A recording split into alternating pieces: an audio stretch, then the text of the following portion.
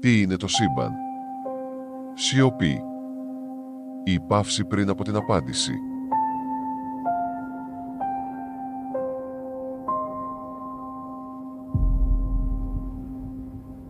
Αν όλα ξεκίνησαν από ένα σημείο, μήπως μέσα σε αυτό το σημείο υπήρχε ήδη ότι θα νιώσουμε ποτέ?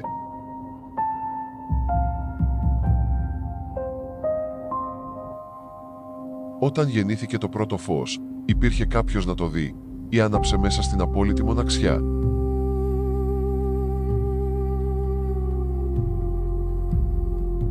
Αν ο χρόνος γεννήθηκε μαζί με τη διαστολή του σύμπαντος, σημαίνει αυτό ότι η απεραντοσύνη δεν έχει παρελθόν?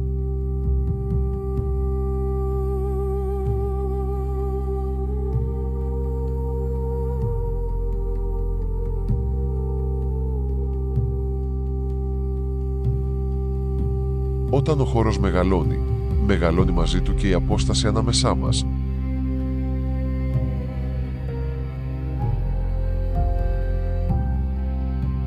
Αν οι γαλαξίες απομακρύνονται ο ένας από τον άλλον, μήπως το ίδιο το σύμπαν ξέρει να αφήνει?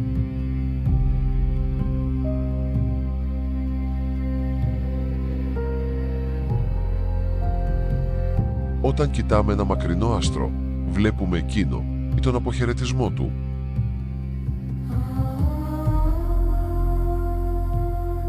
Αν το φως ταξιδεύει για εκατομμύρια χρόνια, μήπως ζούμε μέσα σε μια καθυστερημένη αντανάκλαση?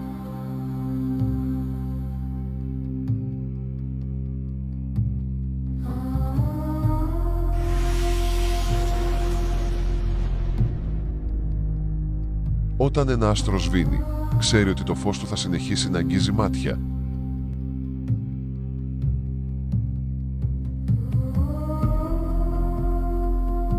Αν μια μαύρη τρύπα καταπίνει το φως, μπορεί να καταπιεί και το νόημα.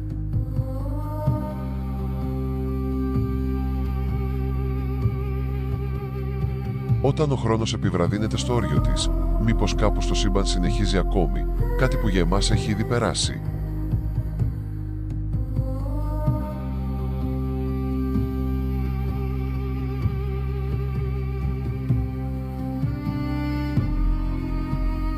Αν τα άτομα του σώματός μας γεννήθηκαν στις καρδιές αρχαίων άστρων, μήπως κουβαλάμε μέσα μας την τελευταία τους ανάσα?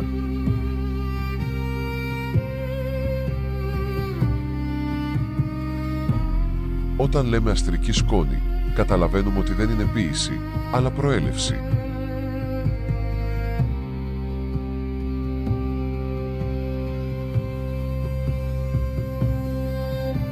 Αν το σώμα μας είναι φτιαγμένο από ύλη που επέζει σε εκρήξεων υπερκενοφανών, γιατί νιώθουμε τόσο προσωρινοί?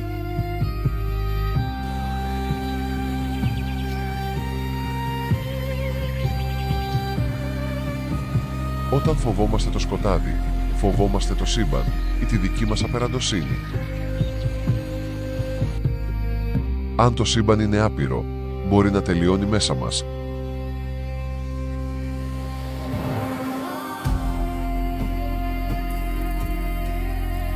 Όταν σηκώνουμε το βλέμμα στον ουρανό, ψάχνουμε απόδειξη ότι δεν είμαστε μόνοι ή θυμόμαστε ότι είμαστε μέρος του?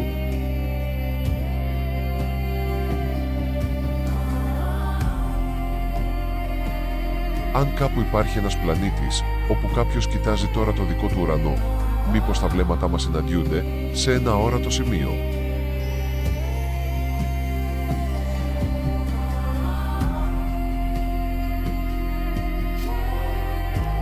Όταν το σύμπαν διαστέλλεται, δεν διαστέλλεται μαζί του και η ικανότητά μας να αισθανόμαστε.